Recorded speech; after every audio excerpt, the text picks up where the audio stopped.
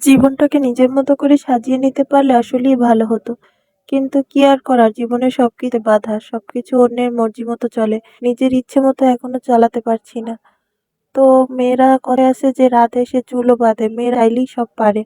কোনো মেয়ে বাড়ি থেকে সবকিছু শিখে আসে না। শ্বশুরবাড়িতে এসেই আস্তে, আস্তে সবকিছু শিখতে পারে। একটা মেয়ে যখন শ্বশুরবাড়িতে আসে তখন সবকিছু মানিয়ে নিতে কমপক্ষে হলেও ১-১.৫ সময় লাগে। কারণ তাদের চালচলন, তাদের সাথে তাদের কথাবার্তা সবকিছু এরকম হয়। একটা সব ফ্যামিলির মানুষ এক হয় না। আর সবাই এক রকমের কথাও বলে না। যাই হোক, সবকিছু বুঝতে সময় লাগে। এর জন্য তাদেরকেও একটু সময় দিতে হয়। তাদের সাথে সেরকম বন্ডিং করে কথা বলতে হয়। আমিও আগে কিছুই পারতাম না বললেই চলে। পারতাম আবার পারতাম না, এমন একটা অবস্থা। যাই হোক, আমি যে রান্না করতাম কেউ খেতে পারত না। সব সাদা, সাদা রান্না করতাম। হলুদ কম দিতাম। যাই হোক, সবাই ওই যে বললাম যে সবকিছুই এক হয় না। কিন্তু আলহামদুলিল্লাহ এখন আমি সবকিছুই পারি। আর সবার যে যেরকমের চায় সেরকমেরই বানিয়ে দিতে পারি। সবকিছু এভাবে করতে পারাটা আসলে নিজের কাছেও ভালো লাগে। কিন্তু কি আর করার, সবাই তো আর সমান না। আর সবটা পারা যায় না।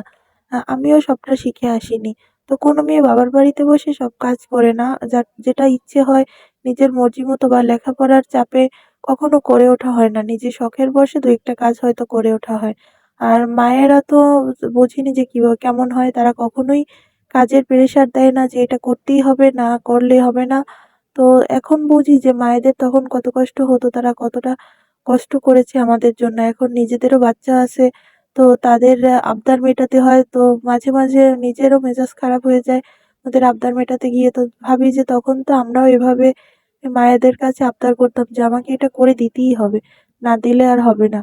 তো এই যে সবকিছু মিলিয়ে এটাই মেয়েদের জীবন। তো এখন শ্বশুরবাড়িতে এসেছি, সবকিছু সামলিয়ে নিজেকে চলতে হয়। সবকিছু আমরা যেভাবে চাই সেভাবে হয় না। সবার ইচ্ছেকে দাম দিতে হয়। নিজের ইচ্ছেটাকে অনেক সময় লুকিয়ে রেখে অন্যের ইচ্ছেটাকে প্রাধান্য দিতে হয়। তো এরই নাম জীবন। মেয়েদের জীবন মানেই এরকমের। সবকিছুকে যতটা মানিয়ে নিতে পারবেন ততটাই আপনি ভালো থাকবেন।